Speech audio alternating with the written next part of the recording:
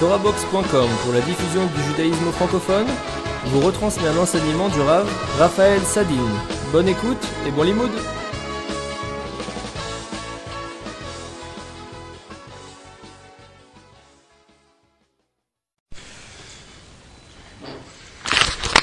Bien, donc comme on l'a dit,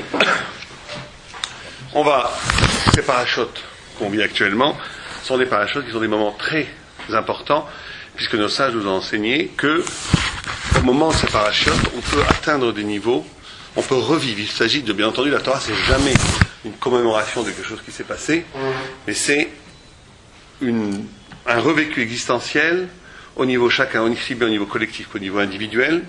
Chaque personne doit vivre les parachutes, sur tous ces parachutes-là, qui sont dont le moteur est la Géoula, la libération, et le don de la Torah.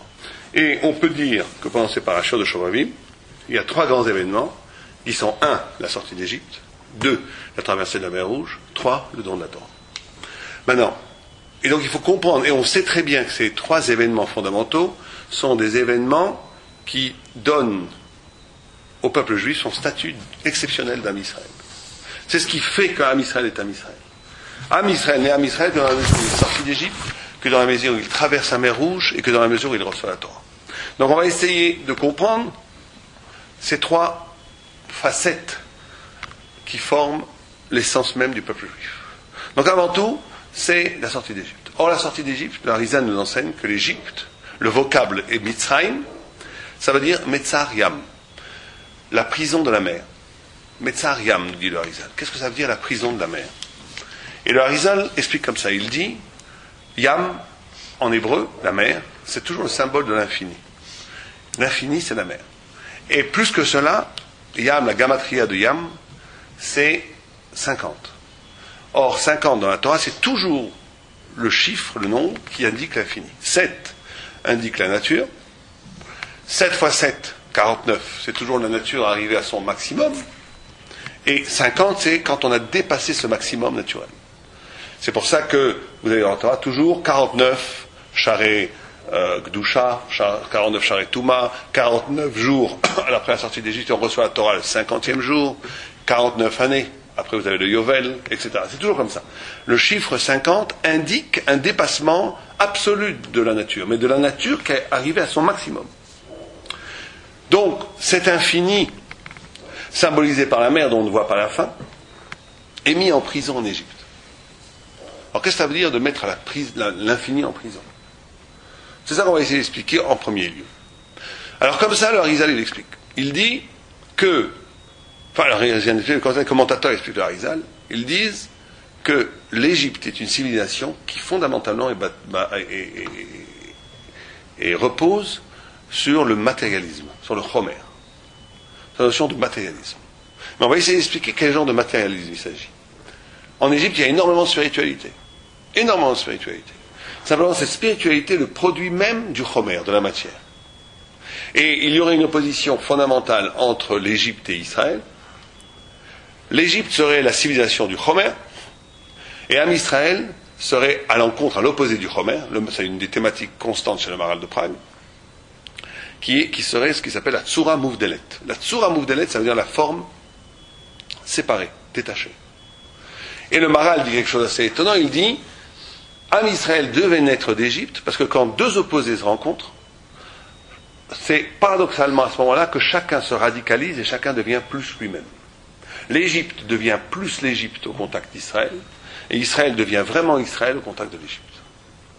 Et on va essayer de résumer les choses, mais il faut bien comprendre une chose très intéressante, que toutes les discussions que nous pouvons avoir avec des apikorsim, avec des interlocuteurs qui ne seraient pas du monde de la Torah, si on est honnête et si on est rigoureux, elles se réduisent toujours à une seule et même discussion.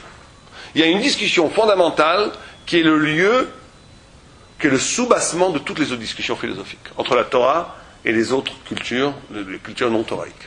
C'est la suivante, c'est de savoir qu'est-ce qu'il y a avant tout. Qu'est-ce qui est premier, si vous préférez? Qu'est-ce qui est premier? Est-ce que ce qui est premier, c'est la matière? Ou est-ce que ce qui est premier, c'est ce qu'on appelle la tsura en hébreu, mais qui veut dire en français plutôt l'essence? l'essence. Est-ce que, avant tout, vous avez de l'essence ou avant tout, vous avez de la matière? Alors, qu'est-ce que ça veut dire? On va essayer d'expliquer. L'Égypte est une civilisation qui comprend qu'avant tout, il y a de la matière. Ça veut dire quoi? Ça veut dire que l'Égypte pense, comme la plupart aujourd'hui des scientifiques dans le monde entier, qu'avant tout, vous avez de la matière. Que cette matière va se sophistiquer. Elle va se sophistiquer avec le temps étant le nouveau dieu de la pensée scientifique. Le temps peut tout faire. Avec le temps, des millions d'années, des milliards d'années, je vous donne le temps que vous voulez, cette matière va se sophistiquer, elle va transformer, elle va être d'abord juste du minéral.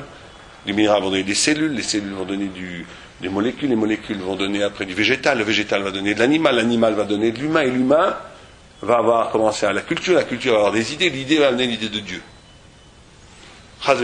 Mais c'est comme ça que pensent la plupart des gens. Quand les scientifiques disent nous sommes de la poussière d'étoiles, c'est ça qu'ils les fils de la poussière d'étoiles, c'est ça qu'ils veulent dire. Ils veulent dire avant tout, il y a de la pure matière.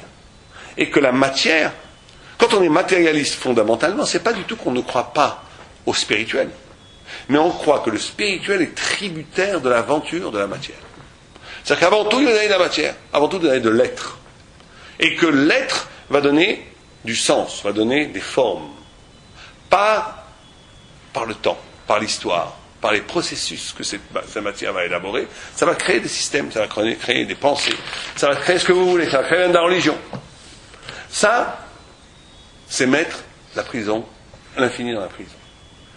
Concevoir que la spiritualité n'est qu'un processus, n'est que la résultante de l'histoire humaine, ou de l'histoire d'une civilisation, ou de l'histoire de l'épopée même de l'univers entier, c'est de réduire le fait spirituel à une des déclinaisons de l'aventure de la matière. Les Juifs, ils pensent exactement le contraire. La Torah, elle pense exactement le contraire. Elle pense, il a regardé dans la Torah, et après il a construit le monde. C'est-à-dire que la Torah est plus vieille que le monde. Que la Torah est plus vieille que le monde, ça veut dire que le monde n'est là, la matière, le chomer, le monde n'est là que pour donner une réalité physique à une idée ou à une révélation qui est bien plus ancienne que le monde lui-même. Et cette discussion qu'on peut avoir, c'est la première discussion, c'est la vraie discussion que vous aurez toujours entre des gens qui sont dans la Torah et des gens qui sont pas dans la Torah. Entre les gens qui sont Torah ou pas Torah, ça sera la discussion. Une fois, quelqu'un m'a dit, toi, parce qu'il y a énormément de... Ces deux positions vont avoir énormément d'incidence. On va en prendre 2 ou 3 au hasard. Une incidence, ça va être comment vivre sa vie. Vous savez que l'Égypte, on la considère comme la matière, parce que c'est passer son temps. La matière, quand on parle de matière, il faut prendre l'idée de la pâte à modeler, par exemple. Dans la on en fait une forme, et après, c'est